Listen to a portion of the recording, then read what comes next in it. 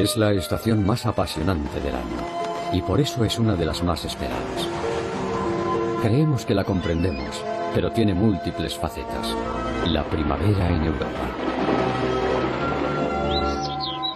Seguimos sus pasos desde las llanuras hasta las montañas, desde tierra adentro hasta la orilla del mar, desde los países cálidos del sur hasta los climas fríos del norte.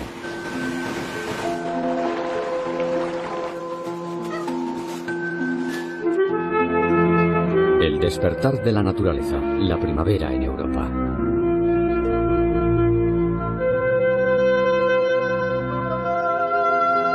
La humedad que se respira en el aire tras las fértiles lluvias del invierno marca el inicio de una nueva estación.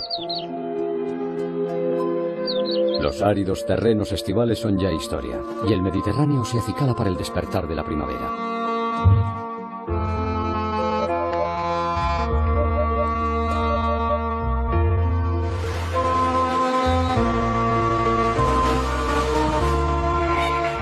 La primavera va ganando terreno apresuradamente, tanto que ni las montañas más altas consiguen frenar su avance. Desde el Mediterráneo hasta los Alpes.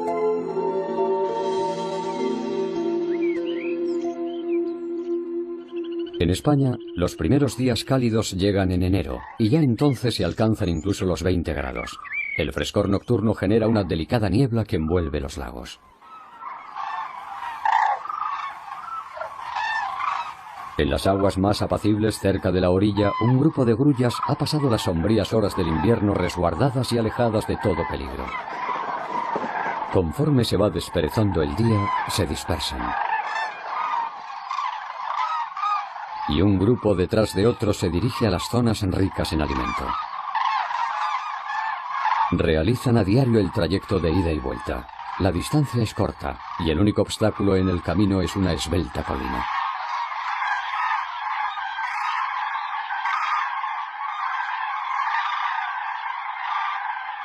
Su destino son los vastos encinares que cubren grandes extensiones de la meseta de España.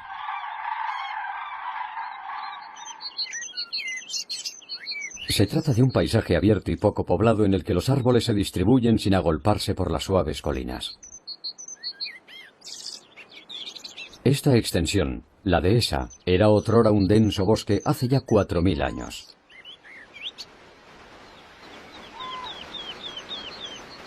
Las amplias copas de estos robles repletos de nudos dominan el paisaje. Bajo estos techos de hojas el suelo está lleno de frutos. Una riqueza inconmensurable de nutrientes que hace que el viaje desde el norte de Europa hasta aquí valga la pena.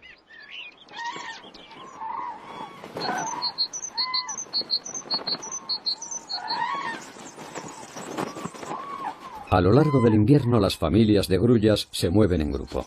Los adultos enseñan a sus crías qué hacer con las semillas más duras. No se las deben tragar enteras, sino que tienen que esforzarse en abrirlas poco a poco.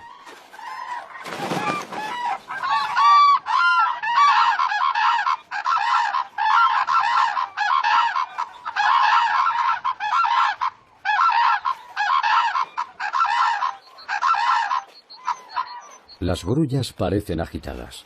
Quizás estén nerviosas porque se acerca un rebaño de cerdos. Deben compartir con ellos este amplio territorio verde.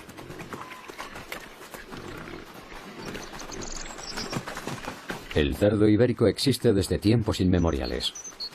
Son de paladar fino y le encantan las bellotas.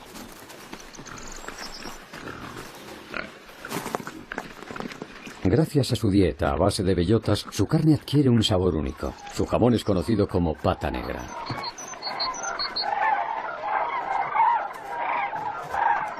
A lo largo del invierno recorre estas extensiones inspeccionando los pies de los árboles.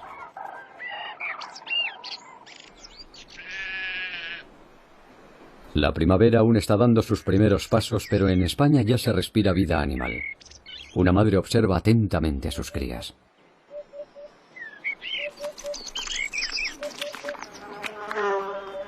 Es la primera vez que estos conejitos salen de su madriguera y están disfrutando del calor del sol. Un nuevo mundo se abre ante sus ojos. Los adultos no los pierden de vista, y las crías se aventuran a buscar alimento entre el fresco follaje. Muchos sostienen que España es el país de origen del conejo, y que desde aquí se extendió por todo el mundo.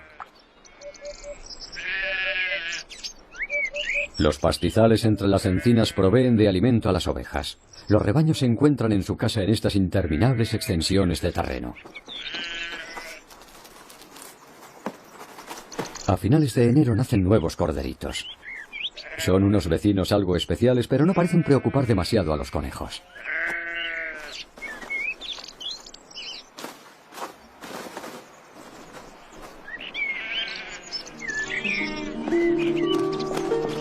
En primavera, los corderitos disfrutan de un sinfín de distracciones y al igual que cualquier cría se divierten jugando todo el día.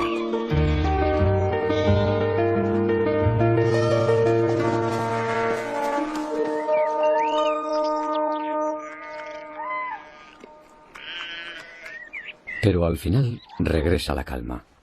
Y menos mal, porque el nuevo pelaje pica un poco.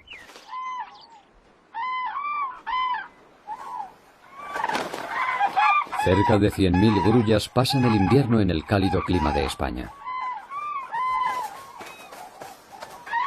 Estas tímidas aves no vienen hasta la dehesa únicamente por la abundancia de comida, sino porque aquí encuentran la calma.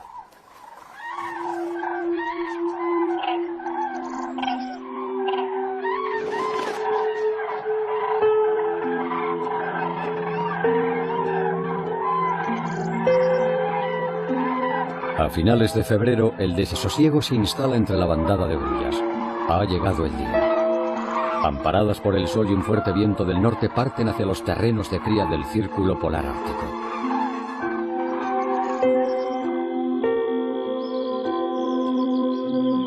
En tan solo 24 horas el estruendoso trompeteo de las grullas ha desaparecido, y con ello, estas verdes extensiones recuperan temporalmente la tranquilidad.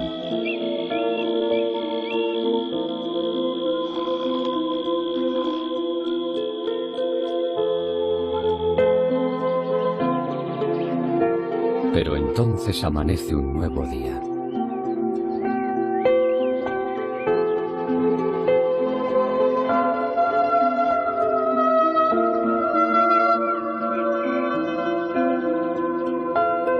La densa niebla se dispersa y los buitres leonados se apoderan del cielo.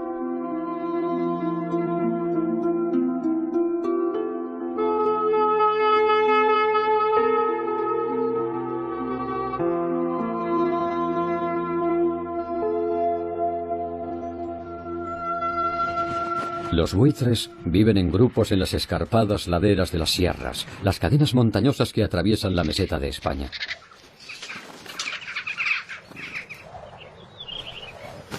Y alzan el vuelo con las primeras corrientes térmicas.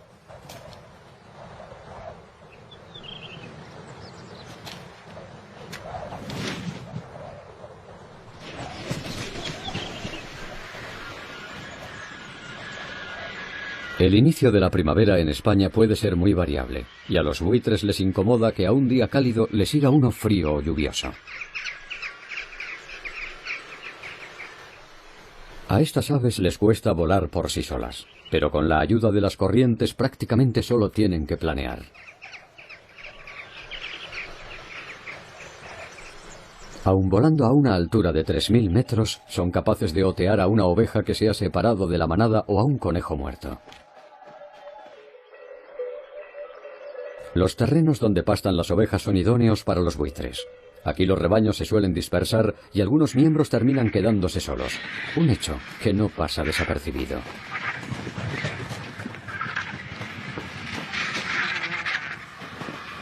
En cuanto un buitre se lanza en picado, los demás le siguen. Una oveja no da para mucho. Y en menos de una hora tan solo quedan de ella la piel y los huesos.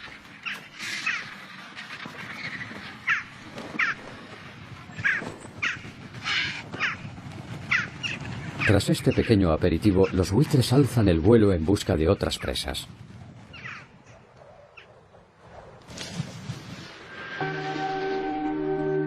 Si el alimento escasea, esta bandada de buitres puede alejarse hasta el sur de la península ibérica.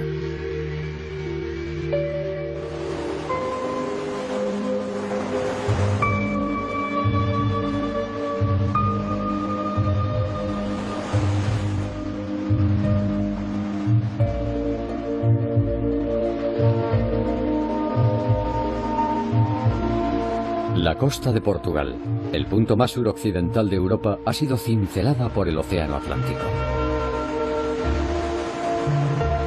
El resultado son inmensas playas y escarpados acantilados que han resistido ante los envites del agua.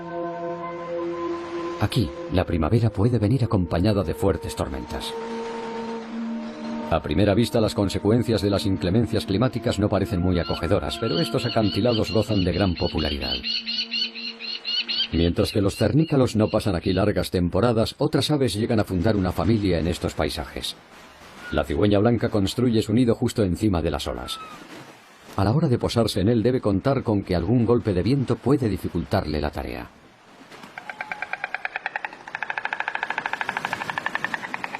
Es uno de los lugares de cría menos habituales. Las cigüeñas no suelen anidar cerca de la línea de costa. Las crías no se alimentan de peces, sino de insectos, ratones y ranas que solo se pueden encontrar tierra adentro.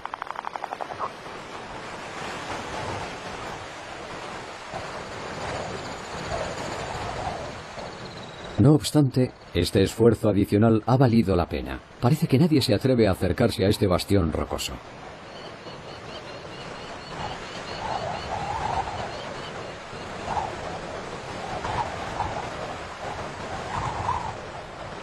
Aunque algunas crías empiezan a estar listas para abandonar el nido, la mayoría deberán esperar un poco más hasta valerse por sí mismas. Mientras tanto, se dejan cuidar y acicalar por sus progenitores.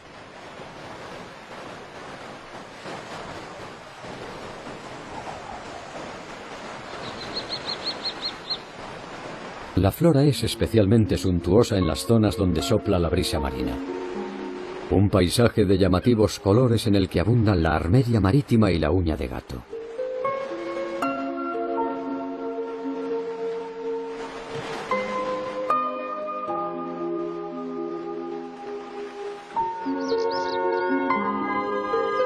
La retama cubre los numerosos montículos que se despliegan ante nosotros. Aquí encontramos a uno de los animales menos habituales en Europa y que solemos relacionar con los trópicos.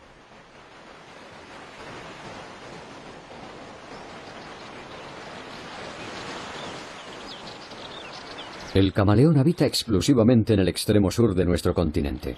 Arisco y solitario, únicamente se socializa en la estación de apareamiento.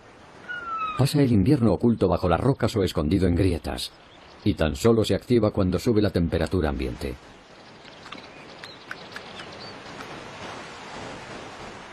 Su fuente de alimento pasa prácticamente desapercibida a nuestra vista, y con sus fuertes extremidades alcanzan las cimas de los árboles.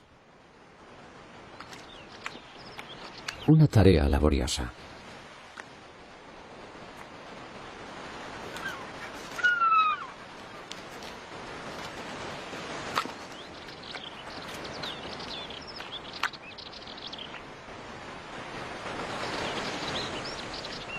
Su cola le resulta muy útil a la hora de escalar y gracias a ella puede quedar suspendido fácilmente entre la retama.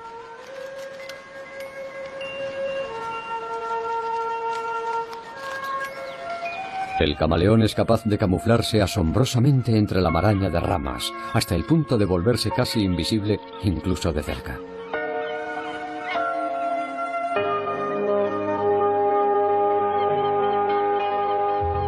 En la parte más meridional de Portugal, en el Algarve, el clima es casi subtropical. Los inviernos son suaves y los veranos no son demasiado calurosos. Se vive casi en una perenne primavera.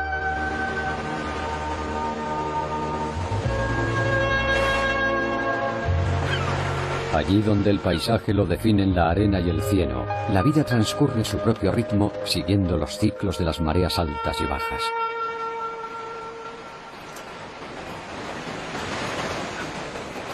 Cuando el agua retrocede quedan al descubierto no pocas criaturas sorprendentes.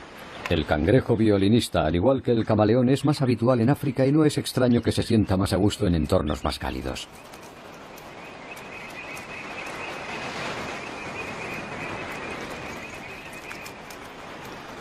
El macho es el que posee una pinza de gran tamaño, mientras que la hembra cuenta con dos pinzas pequeñas con las que busca alimento en la arena.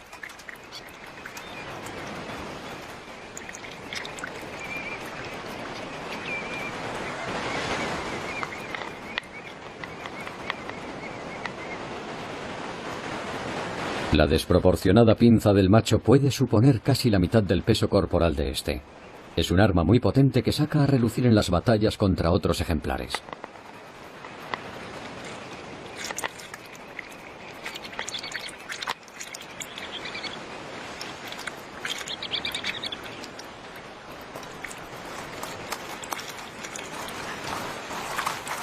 Construir una guarida es una tarea laboriosa para el cangrejo violinista. De ahí que a veces intente aprovecharse del trabajo de otro cangrejo.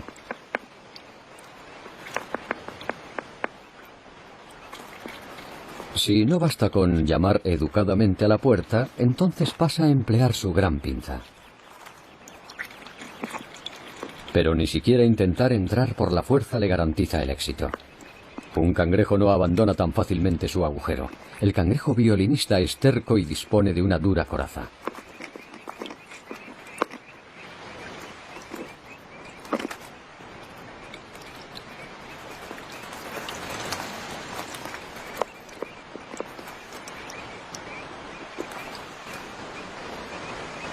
Aunque esas enormes pinzas pueden intimidar enormemente a sus rivales, lo cierto es que tienen otra función. Servir de señuelo para las hembras. Pueden llegar a ondear la pinza durante horas.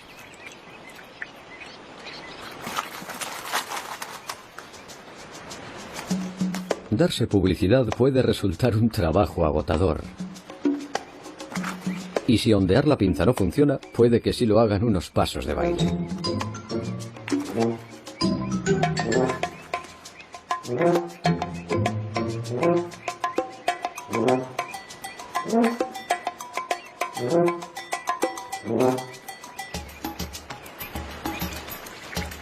Pero no todas las hembras son fácilmente impresionables. En ese caso solo le queda esperar varias horas hasta que la marea le traiga una nueva posibilidad.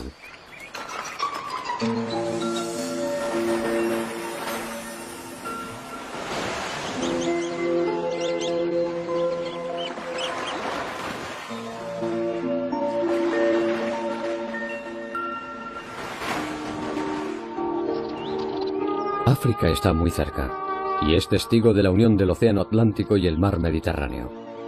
Justo en la orilla europea se erige Gibraltar. La base de este peñón sufre los azotes de las olas, pero conforme ascendemos descubrimos un paraíso acariciado por la brisa marina.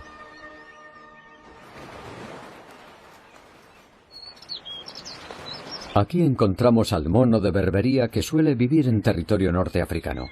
La continua primavera del sur de España es muy de su gusto y la frondosa vegetación le ofrece una interminable fuente de alimento.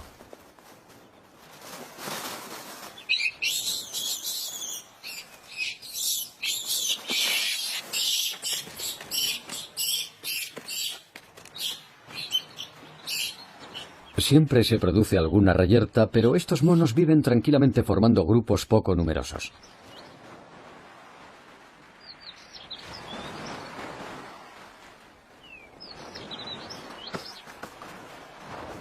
Todos los miembros cuidan de las crías, algo que contribuye a fortalecer los lazos entre ellos. Transcurridas pocas semanas desde el nacimiento, las madres confían plenamente en otros miembros para que cuiden de sus crías. Despiojar a un compañero no solo sirve para estrechar lazos, sino que además alimenta.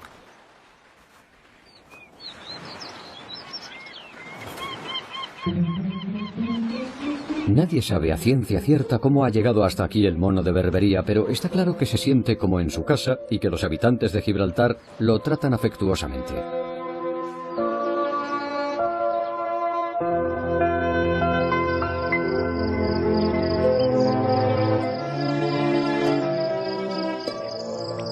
Tierra adentro, en la dehesa, el verdor invernal ha dejado paso a un colorido manto de flores.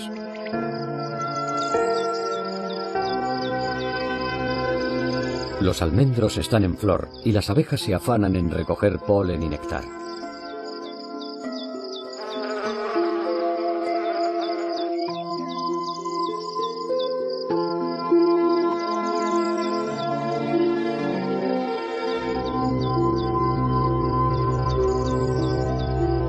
Las cimas de las montañas muestran orgullosas la nieve que las cubre, al tiempo que su pie está decorado con millones de flores de colores.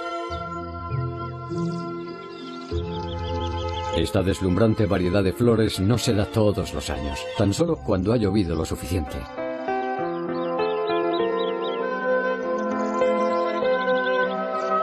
Aquí abunda la vida salvaje gracias a los esfuerzos de conservación de la dehesa, a que en sus terrenos pastan pocos animales y a que no se emplea estiércol ni toxinas. La cigüeña blanca ha establecido su nido en la copa de los árboles.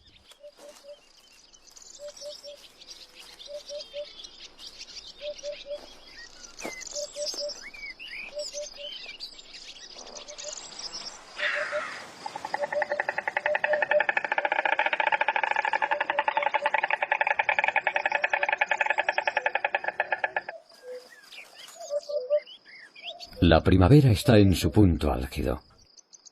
El aire parece vibrar alegremente entre llamada y llamada, y detrás de ellas encontramos a la abubilla.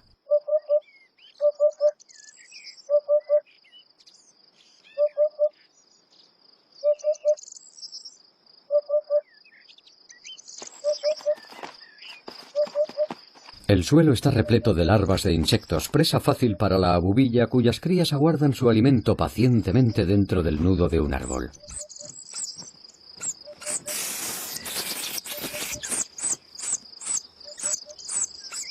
Si bien a veces el servicio no es lo que se dice óptimo.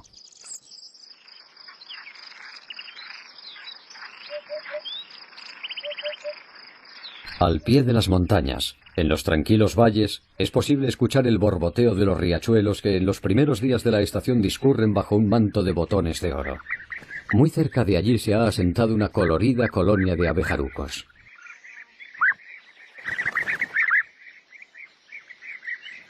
Los miembros de esta pareja acaban de conocerse y ya han construido su nido en esta empinada pared. Los abejarucos adoran las temperaturas cálidas y regresan de África a finales de abril, cuando los termómetros pueden rozar ya los 30 grados.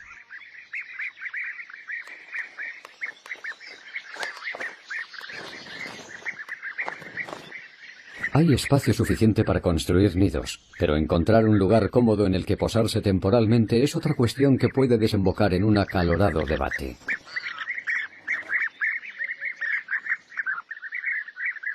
Unos días después de su llegada, todas las disputas han quedado resueltas. Y tras solventar la cuestión de la ubicación, la pareja se dedica a cuestiones más mundanas. El macho intenta impresionarla con un pequeño obsequio. Los abejarucos permanecen poco tiempo en Europa. Al cabo de 4 meses, desmontan el nido y regresan a África.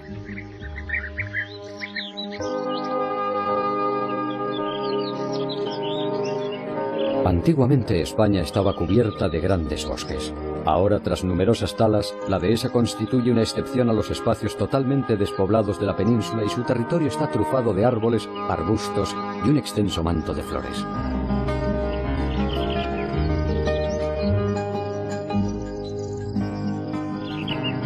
En primavera, la jara desprende un olor embriagador, y otras plantas producen un néctar que atrae a un sinfín de insectos multicolores.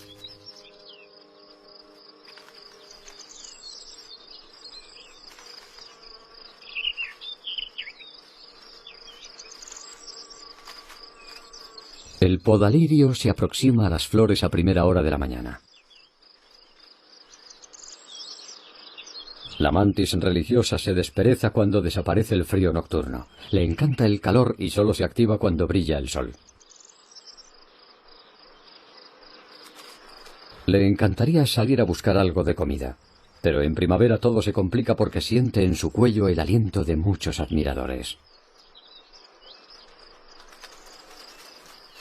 Todos aguardan su oportunidad con el único objetivo de aparearse.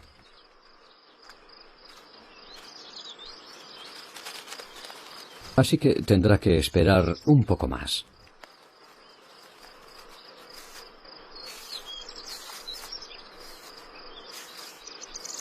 Lejos de allí, un lagarto ocelado ha encontrado la roca idónea para tumbarse al sol. Y en cuanto ha subido un poco su temperatura corporal, echa un vistazo en busca de algo interesante.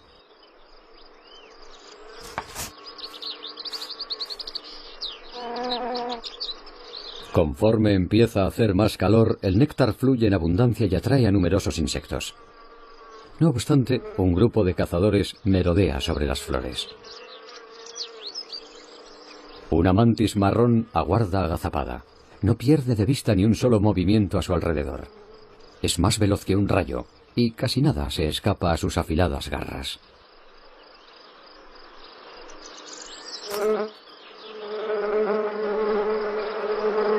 Claro que una abeja a la defensiva es una excepción.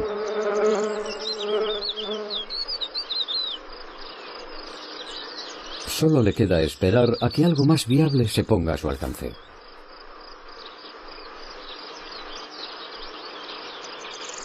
La mantis tiene la capacidad de permanecer inmóvil durante horas esperando a que llegue su presa.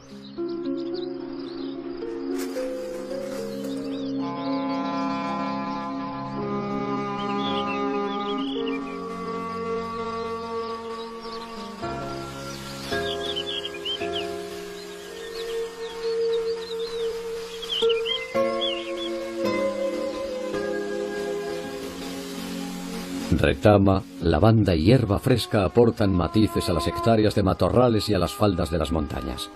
La primavera alcanza su máxima expresión en el Mediterráneo.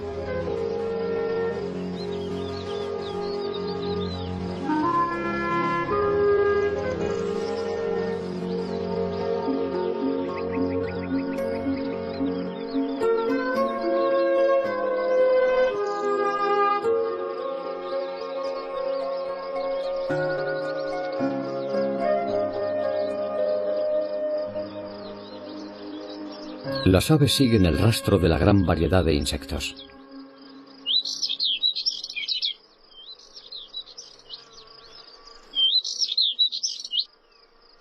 Los cantos de la curruca carrasqueña y de la cogujada montesina lo inundan todo.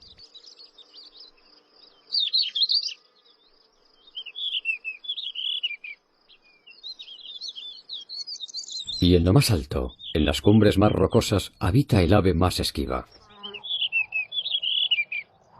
El roquero solitario. Su delicado piar se puede oír ya en febrero.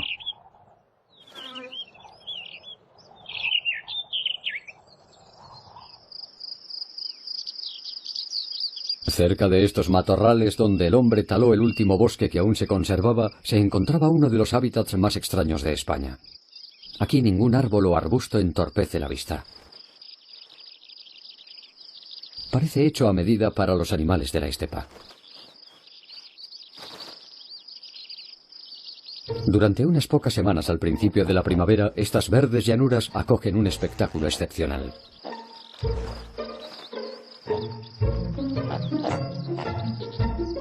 La abutarda se ha asentado en esta amplia extensión de terreno.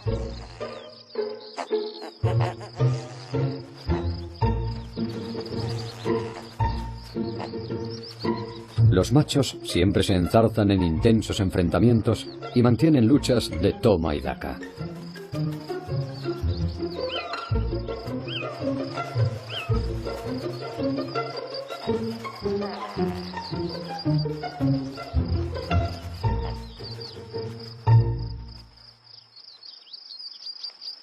Algunos inteligentemente optan por aislarse de la competición.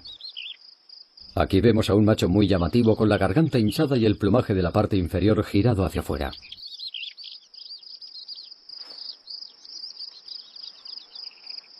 Y entonces aparece la hembra, mucho más pequeña y menos vistosa. En primavera el follaje de la estepa es muy abundante y la hembra selecciona a conciencia la hierba más sabrosa. Si bien parece que no tiene el más mínimo interés en el macho, de repente un juego de miradas lo cambia todo.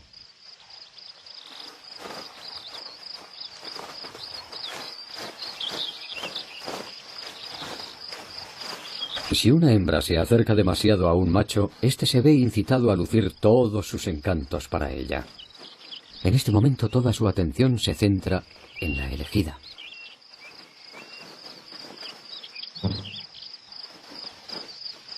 No siempre se consigue el éxito al primer intento, pero esto no es ninguna tragedia cuando a uno lo escolta un verdadero harén.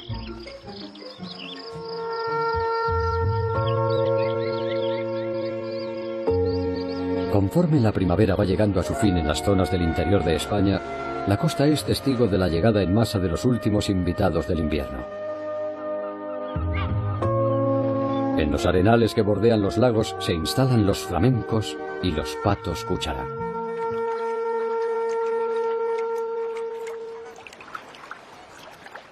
Hace mucho que se marcharon las grullas y los últimos invitados alzan el vuelo en dirección a regiones más septentrionales.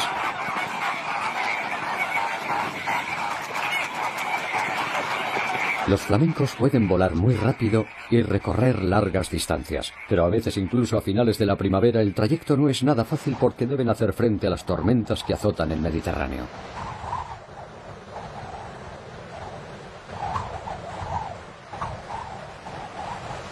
Los fuertes vientos golpean la superficie del agua y las olas llegan a alcanzar varios metros de altura.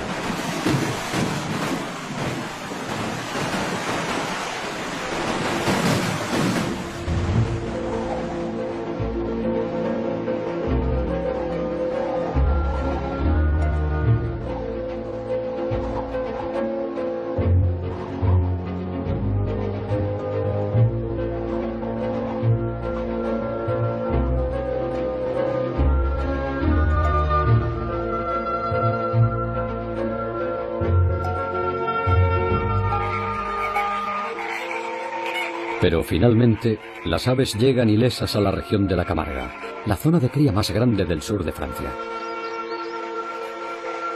Algunos años en estos lagos llegan a aterrizar hasta 40.000 ejemplares.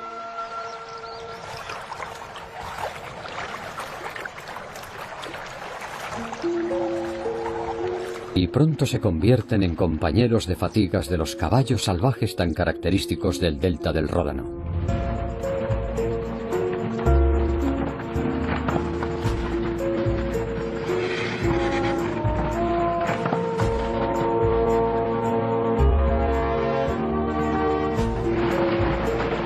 Los caballos Camargue viven en grupos pequeños, que no superan los 40 ejemplares.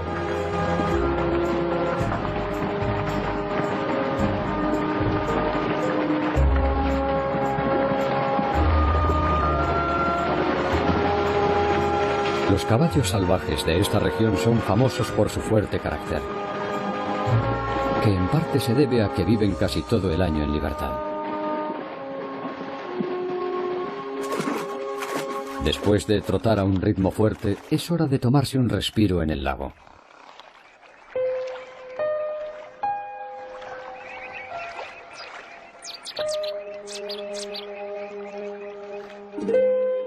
La Camarga es un lugar de una belleza única e incomparable. Por momentos es amable, con sus orillas trufadas de juncos y pequeñas pozas, y por momentos es feroz, por su exposición a aguas abiertas.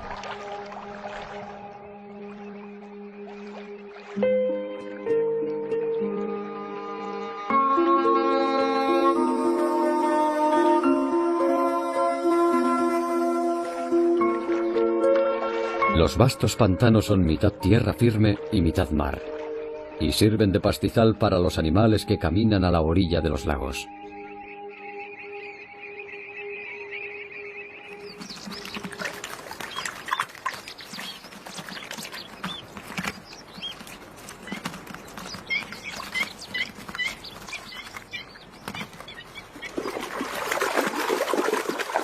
En primavera, las yeguas permanecen en estos pastizales junto con sus potros.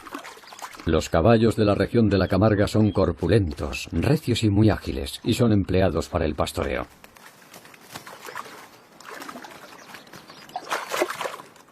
Sus crías nacen protegidas por los juncos.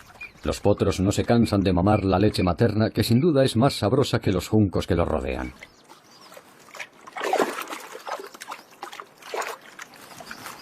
Todos los potros nacen con un pelaje oscuro, y a lo largo de su vida desarrollan su característico color blanco. Tras llegar a la zona, los flamencos permanecen cerca de los lugares de cría. El agua ha subido de temperatura gracias a los rayos del sol de la primavera y en ella encuentran ahora su alimento favorito, los camarones, que contribuyen a que alcancen su color rosa claro.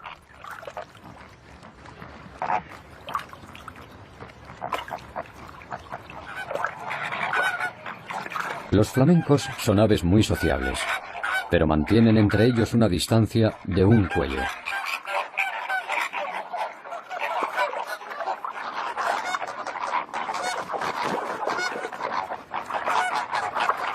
Pronto entablan contacto y empiezan el cortejo, que es mutuo. Los continuos y enérgicos giros de la cabeza de un lado a otro son el preludio de una vistosa ceremonia que se hace rápidamente extensible a los demás flamencos.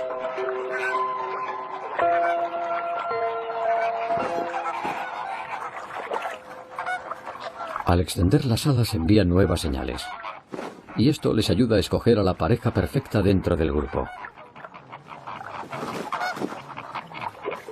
Los flamencos se aparean mejor cuando pueden cuidar de sus crías en grupo.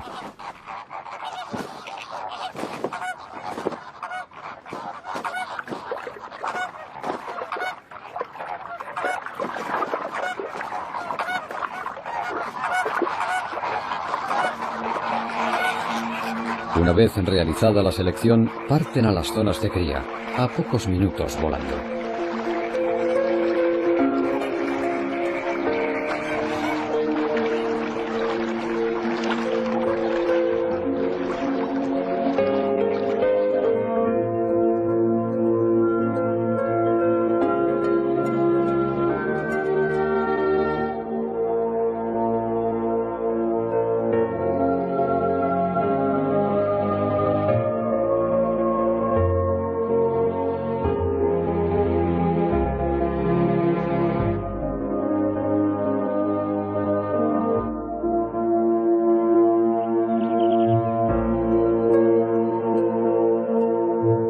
Tierra adentro, lejos de la costa, encontramos un extraño paisaje kárstico.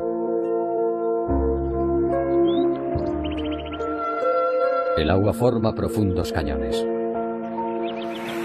Las rocas son porosas y en muchos puntos la corriente se filtra entre las rendijas y las grietas. Tras un misterioso trayecto sale más adelante a la superficie. El agua adquiere un brillante aspecto verdoso en esta nueva vida. Oculto entre las ramas, pía un ruiseñor.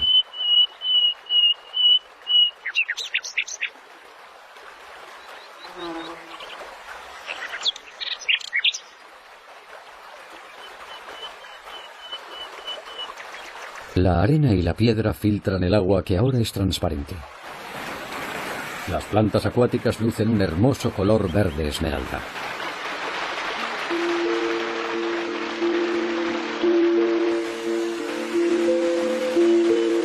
La abrupta orografía da pie a numerosos saltos de agua.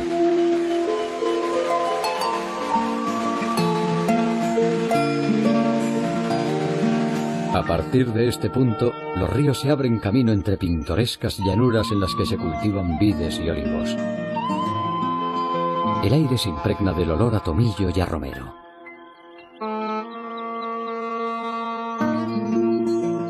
En las suaves temperaturas de la Provenza, la primavera mediterránea presenta una de sus caras más hermosas.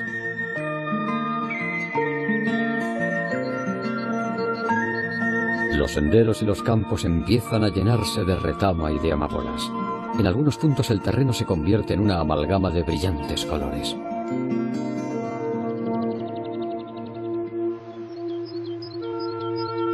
En las zonas más húmedas, el llamado narciso de los poetas puebla los terrenos cultivables. En el horizonte, los Alpes son un indicativo de que existe un mundo mucho más duro. Constituyen una frontera entre Europa Central y Europa del Sur.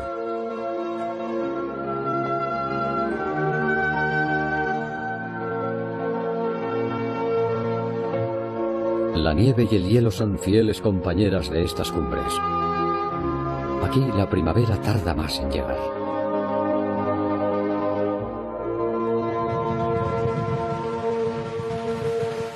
No obstante, Y ayudada por las cálidas corrientes procedentes del Mediterráneo, la nueva estación empieza por fin en los Alpes. Los ríos se han despedido ya del hielo.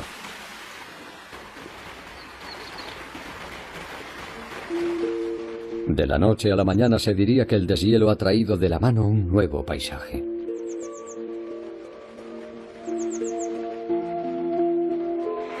En las zonas más soleadas, la nieve ha dado paso a las primeras pinceladas de color de las praderas alpinas, plasmadas en prímulas, pulsatilas, violetas y gentianas.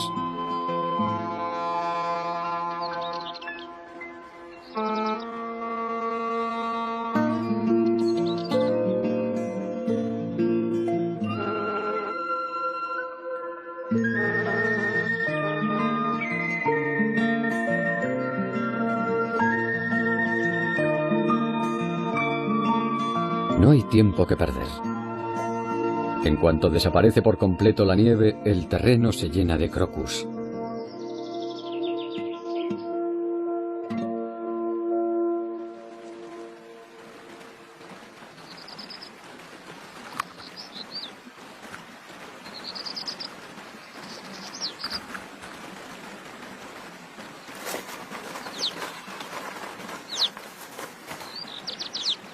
El sol también ha incitado a las marmotas a abandonar su guarida.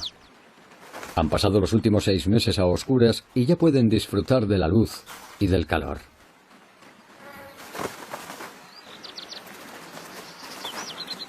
Tras haber estado confinadas a un espacio tan pequeño durante tantos días, por fin pueden moverse con libertad. Por fin pueden jugar y poner a prueba su fuerza, a veces por diversión y otras por necesidad.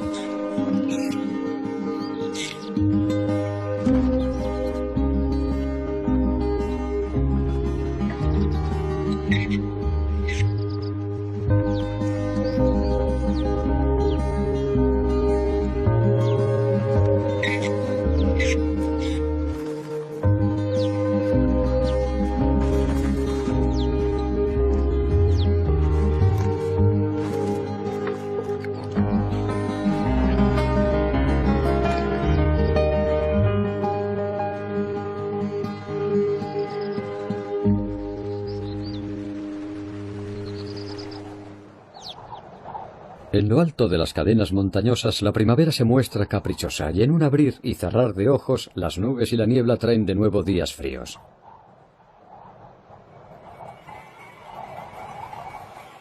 Entonces un gélido viento recorre los glaciares.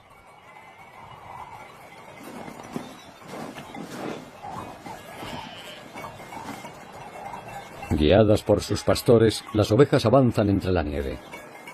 Año tras año viajan desde el Tirol del sur y atraviesan empinadas laderas y complicados glaciares, un trayecto que llevan haciendo 500 años. El camino es arduo y no está exento de peligros. Deben superar una altitud de casi 3000 metros.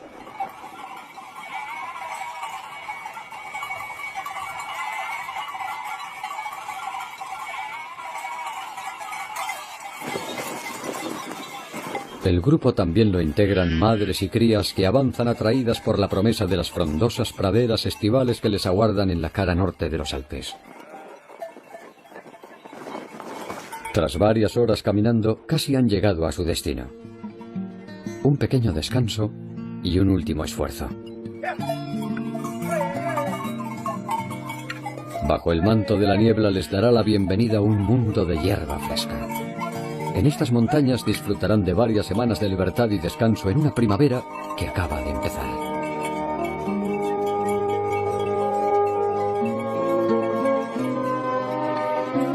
La primavera ha ahuyentado el invierno, desde el Mediterráneo hasta la cima de las montañas. Y al norte de los Alpes, su triunfal marcha prosigue su curso.